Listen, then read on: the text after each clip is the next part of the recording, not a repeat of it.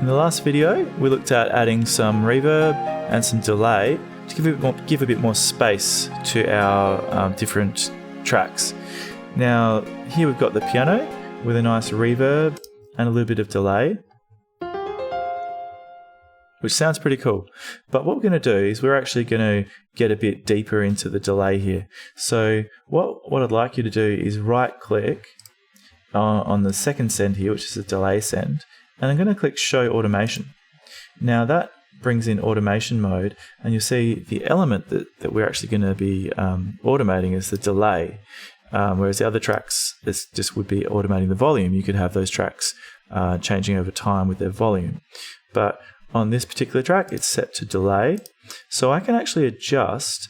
You remember we set that to -15, and that sort of is just the same the whole time.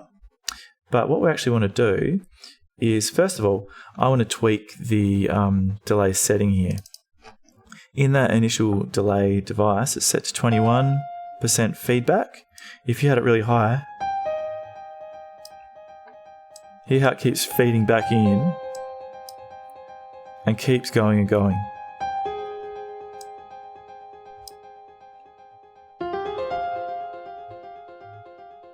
Now that's too much, isn't it, at 83?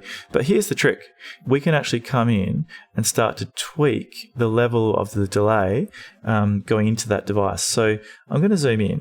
Now I haven't practiced this yet. You're going to get to experience my experimenting. But I feel as though we want to have a little less delay to start with.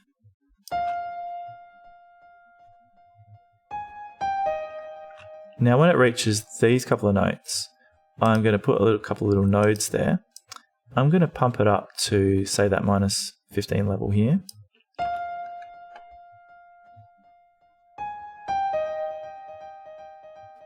Now that's a little too much. I'm going to tail it off. Let's just make a bit of a ramp down.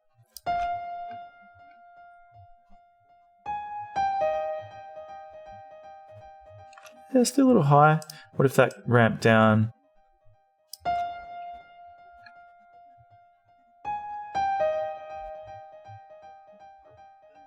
Partly we can also adjust our level of feedback too.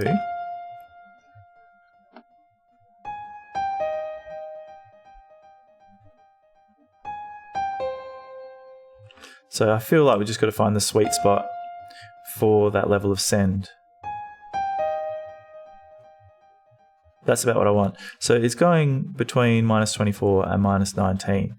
So I'm just going to remember that each time that I set it around -24-ish. And then just as that sort of that descending note there, what did I say? -19.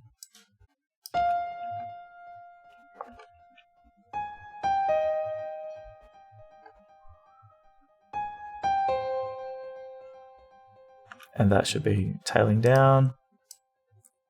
Okay, so you can go through, do a similar thing, and just sort of automate your delay. You can do the same with reverb, or volume can be automated too.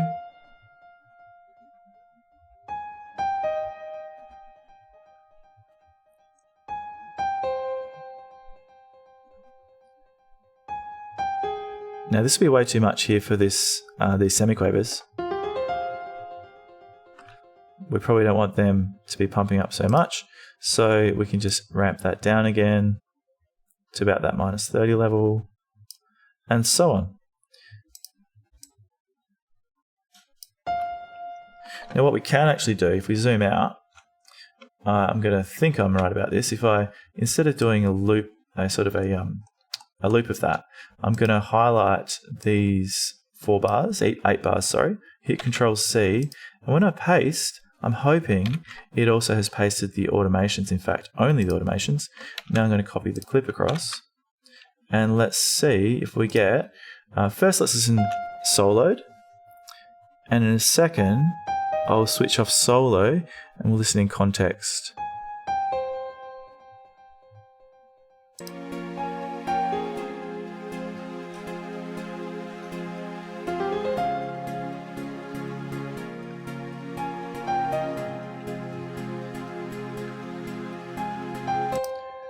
So you might think it's quite subtle, but you can really dig in deep. And if you start to listen to tracks that you enjoy, they have this kind of level of finesse and detail about them, and that's going to take your productions to the next level. So good luck with that. That's automation.